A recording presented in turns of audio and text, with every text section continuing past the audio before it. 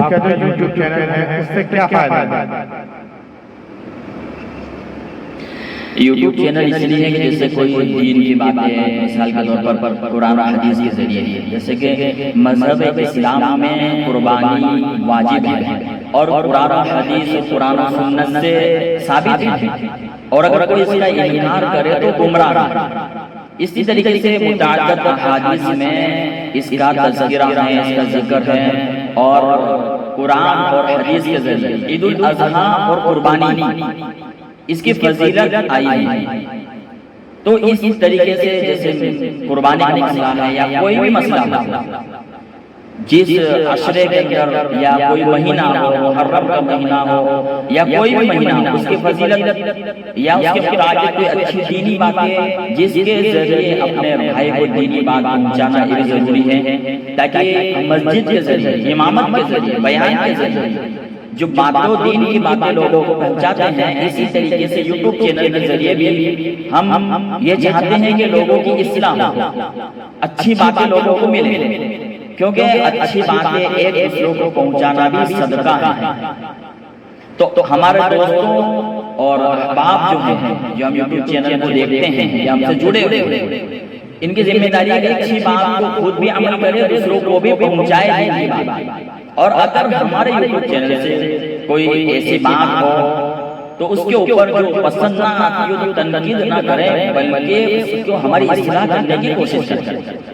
پھر YouTube channel کا فائدہ یہ ہے کہ اگر آپ کو کوئی چیز کے متعلق بیان چاہیے، کسی متعلق کوئی مسئلہ چاہیے، کوئی گھریلو مسئلہ ہے یا کوئی بھی مسئلہ ہے، تو آپ کمنٹ کر کے اس کو لکھ کر کے بھیجیں، تاکہ ہم دوسری مرتبہ ویڈیو بنا کر جو آپ گھر پر بات نہیں کر سکتے، وہ گھر کے اوپر ویڈیو سنا کر آپ مسئولات کو یا کسی اور کو بھیج کر تاکہ ان کی اصلاح ہو جائے۔ تو قرآن و حدیث کے ذریعے علماء کا اجتماع جس باتوں پر ہے، اصلاحی باتیں، جس سے معاشرہ کے اندر دینداری آئے، گھریلو معاشرت ہے، معاملات ہے، یہ اچھے ہو جائیں۔ اس کے ذریعے ہمارا یوٹیوب چینل ہے، تاکہ ہمارا یوٹیوب چینل جڑ کر کے ہماری اچھی باتیں آپ لوگوں تک ہم پہنچاتے ہیں، دین کی باتیں اور قرآن و حدیث کے ذریعے۔ اس کے علاوہ ہم کوئی دوسری بات کرتے نہیں ہیں، دین کی بات۔ اچھا، تو ماشاءاللہ آپ نے بہت اچھی تنقید فرمائی ہے۔ جیسا کہ ہم دیکھ رہے ہیں بہت سے چینل بہت نفرتی بیان ڈالتے ہیں، تو اس کو آپ کس نظریے سے دیکھتے ہیں؟ دیکھو، اسلام کے اندر نفرت کا تو کوئی سوال ہی نہیں۔ بھئی آپ کو کسی کی کوئی عادت اچھی نہیں لگ رہی ہے تو آپ اس کو اچھی طریقے سے سمجھائیے۔ اگر وہ نہیں مان رہا تو آپ اس کو چھوڑ دیجیے۔ آپ اس کے مسائل ہیں، اس کے عقائد ہیں، اس کو اللہ پر چھوڑ دیجیے۔ لیکن یوٹیوب کے اوپر آ کر کے آپ کسی کو تنقید کریں یا کسی کو کافر کہیں، کسی کو منافق کہیں، یا یوٹیوب پر بہت سارے آ کر جو اچھی بڑی لمبی داڑھی ٹوپی ہیں اور علماء کہا جاتا ہے، اور وہ بھی جو ہے ایسی باتیں کرتے ہیں۔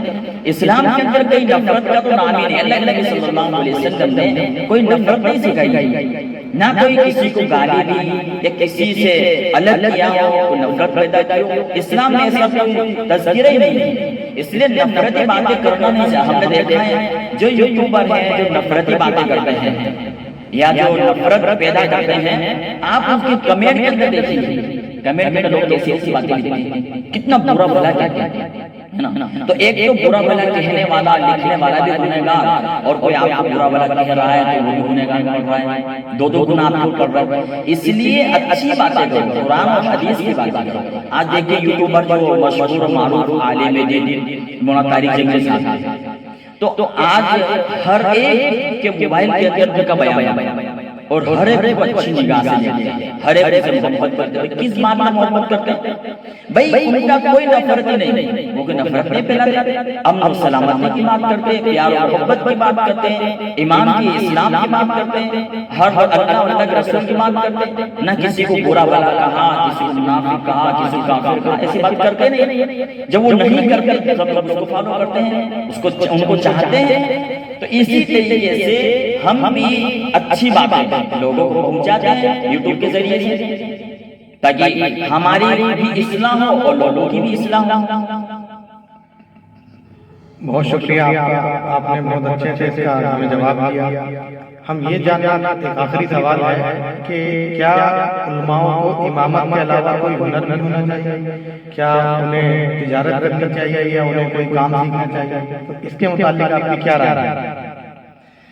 देखो, उलमा इकराम और अइम्मा को तो खास तौर पर तिजारत और माश इख्तियार करना चाहिए, हुनरमंद होना चाहिए। ये उलमा अइम्मा का नहीं, हर एक आदमी का मसला है। कोई भी हो, हर एक आदमी को काम करना चाहिए। अल्लाह के नबी सल्लल्लाहु अलैहि वसल्लम ने काम करने की तरगीब दी है, तिजारत करने की तरगीब दी है, उसके फज़ाइल बयान फरमाए हैं तिजारत। और सहाबा इकराम को तिजारत के लिए उभारा है, काम करने को कहा है तिजारत के लिए। और फिर ये भी फजीलत बयान फरमाई कि जो ताजिर अमानतदारी के साथ तिजारत करेगा, ईमानदारी के साथ तिजारत करेगा, फरमाया क़यामत के दिन वो सिद्दीकीन, शुहदा और नबियों के साथ होगा।